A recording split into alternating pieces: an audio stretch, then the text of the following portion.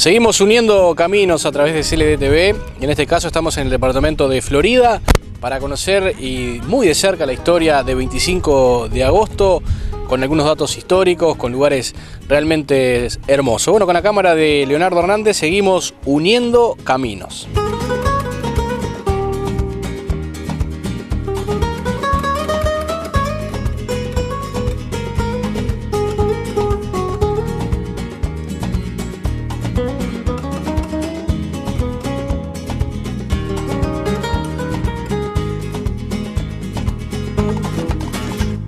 Bueno, 25 de agosto nace en el año 1873, al año siguiente de llegado el ferrocarril. El ferrocarril había llegado en 1872, ahí se comienzan las gestiones para la creación del pueblo, a instancias de don Ramón Álvarez, que ya había fundado 2 años antes el pueblo de La Paz y que al año siguiente también fundaría 25 de mayo. El decreto de fundación del pueblo es del 11 de septiembre de 1873. Ya estaba la estación de ferrocarril y ya estaba delineado el empalme para San José, Colonia y Mercedes, que se concretaría un poco después, en 1876.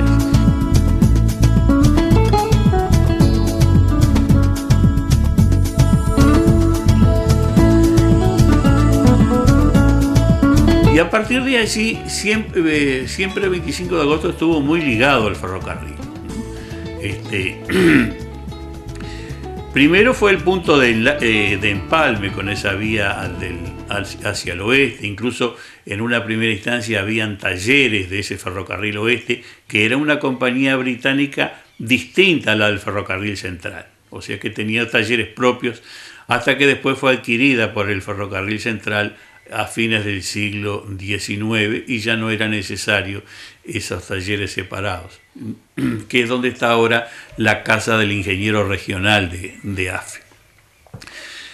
Y posteriormente fue creciendo, siempre como nudo ferroviario, como empalme ferroviario. Se establecieron talleres, se establecieron las casas de los funcionarios del ferrocarril, de ingenieros, inspector de vías, jefe de cuadrilla. Y siempre estuvo un número considerable de pobladores de 25 de agosto trabajó en el ferrocarril. En la época de oro, allá por la década del 50, 60, llegaron a trabajar más de 250 personas. O sea que más del 70% de la población vivía del ferrocarril.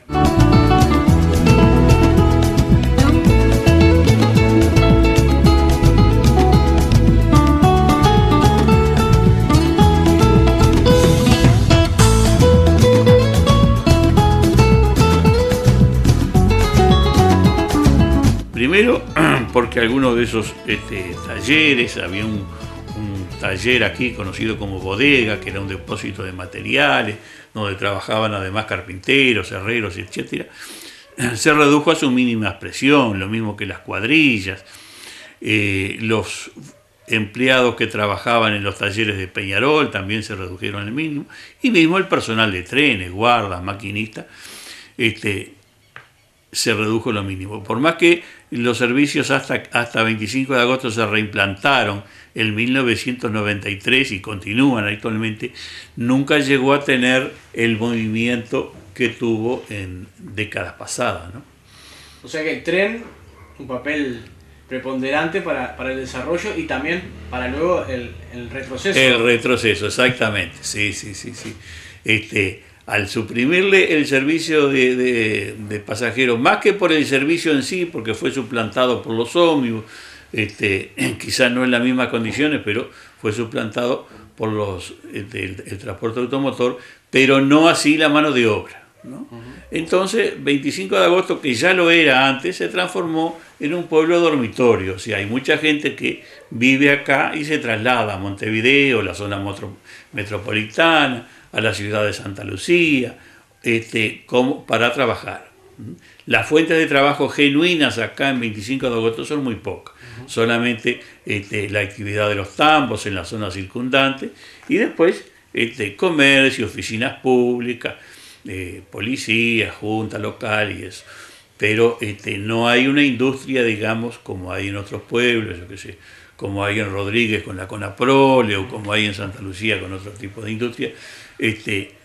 O sea que ha tenido que, digamos, adaptarse a la nueva época, pero hay un gran, en su gran mayoría la población viaja a otros pueblos.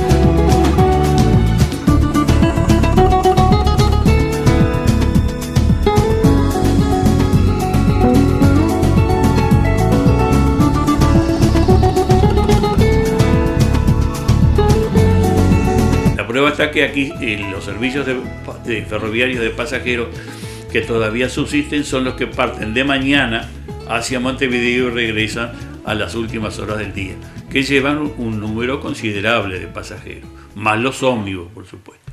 En cuanto a ómnibus, hay relativamente buena locomoción. Hay locomoción hacia Montevideo y Florida, hacia Canelones, una empresa que va hacia Canelones, otra empresa que va hacia San José, y la frecuencia de un ómnibus local que va con muchas frecuencias al día a Santa Lucía y la colonia Chepal.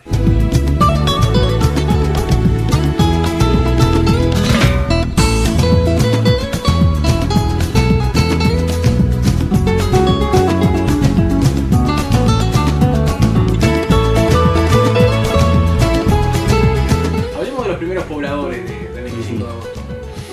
Bueno, los primeros pobladores y que incluso crearon una comisión acá, por nombrar algunos, uno de ellos fue Juan Bautista Carrier, que tuvo un importante comercio de ramos generales, que es una de las casas que compró esta señora que ustedes visitaron la otra vez, Leo. Es una casa muy antigua que tiene que datar de ahí, de esos fines del siglo XIX, alrededor de 1875, por ahí ya estaba construida esa casa.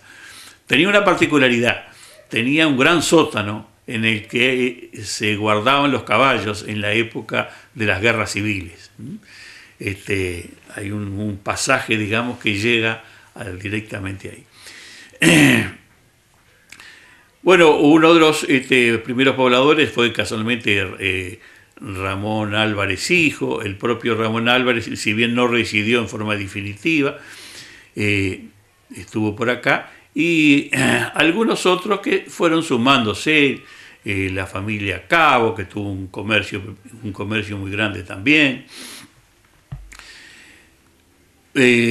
Cleonte Cecchini, que en principio tenía una herrería a mitad de camino entre 25 de agosto e Independencia, que era una herrería que a su vez fue posta de diligencia en su época. Hubo allí también una tahona para molienda de trigo. Después se trasladó al pueblo, en la entrada del pueblo, donde lo siguió el hijo de igual nombre, que era una clásica herrería de forja, digamos, de aquella en la cual cerraban los caballos y se hacían reparaciones de carros y carretas, ¿no? Me detengo en el fundador, porque debe ser una especie de récord, que la misma persona funda 3 localidades diferentes. Sí, exactamente. Don Ramón Álvarez fundó la actual ciudad de La Paz, 25 de agosto de 1873, y al año siguiente, 25 de mayo de 1874. Él era un comerciante inmobiliario, compraba los terrenos, los fraccionaba y los vendía. En estos 3 pueblos lo hizo a medida que avanzaba el ferrocarril. Cuando el ferrocarril llegó a La Paz, lo hizo allá, cuando llegó a 25 de agosto acá, y así sucesivamente.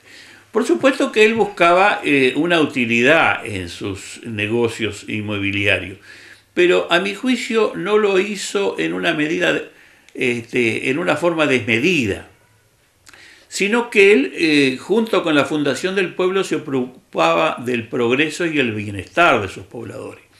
La prueba está que después de fundado, después de vendido los terrenos, igualmente acá en 25 costeó con recursos propios una escuela, muy incipiente por supuesto, pero la maestra, y hasta estableció un servicio de diligencias o de carruajes para traer los niños de las zonas cercanas, que en cierta medida podría ser, digamos, no de interés económico fomentar traer esos niños de las zonas rurales de 25, pero aún así lo hacía y lo hizo también en 25 de mayo. Lo mismo pasó con la iglesia, costeó con recursos propios la iglesia, además de que junto con la Fundación del Pueblo donaba al Estado, además de los terrenos de las calles, donó los terrenos para 3 plazas públicas, para la comisaría, para la iglesia y para la escuela.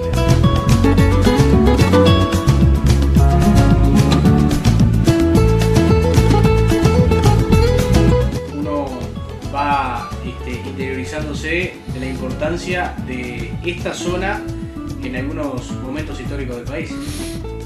Sí, exactamente. 25 de agosto nació junto al Paso Juan Chazo. El Paso Juan Chazo tuvo mucha importancia en épocas pasadas. Por ahí pasaba una carrera de diligencias que se dirigía hacia el norte y era un paso fácilmente vadeable, o sea, por lo menos en condiciones normales del río, y hasta con ligeras crecientes. Cuando está sumamente crecido, como sabemos, es imposible cruzar. Del otro lado hay un arenal que, si bien no es el piso ideal, siempre es preferible a las zonas con barro. Y de este lado hay un piso relativamente firme. La prueba es que comitivas de primer nivel prefirieron cruzar el río Santa Lucía por el Paso Juan Chazo. Una de ellas, por ejemplo, fue una delegación de parlamentarios integrada por diputados, un senador, que se dirigió a San Pedro de Durazno en el año 1839 a tomar el juramento constitucional al presidente Rivera, que acababa de ser electo, estaba en Durazno y no podía trasladarse a Montevideo por razones militares. Era el inicio de la Guerra Grande. Ahora de Durazno a Montevideo vamos en 3 horas y un presidente lo puede ir a hacer en el helicóptero todavía. En aquella época se demoró 5 días en ir de Montevideo a Durazno y otros 5 en regresar. Al regreso de esa función que cumplieron ellos de tomar el juramento al presidente Rivera en Durazno, el río Santa Lucía estaba crecido y los obligó a detener en unos ranchos que se conocían como rancherío de Juan Chazo, que eran unos ranchos de este hombre, Juan Chazo, que ya estaba junto a este vado, que dio nombre al paso y a la región durante muchos años. Entonces los obligó a detenerse allí y junto con la delegación viajaba un acuarelista, Juan Manuel Besnes Irigoyen, que era el secretario de esta delegación, que pintó ahí 3 hermosas acuarelas de ese Paso Juan Chazo y de los rancheríos de Juan Chazo, que se conservan actualmente en el Museo Histórico, en la Biblioteca Nacional.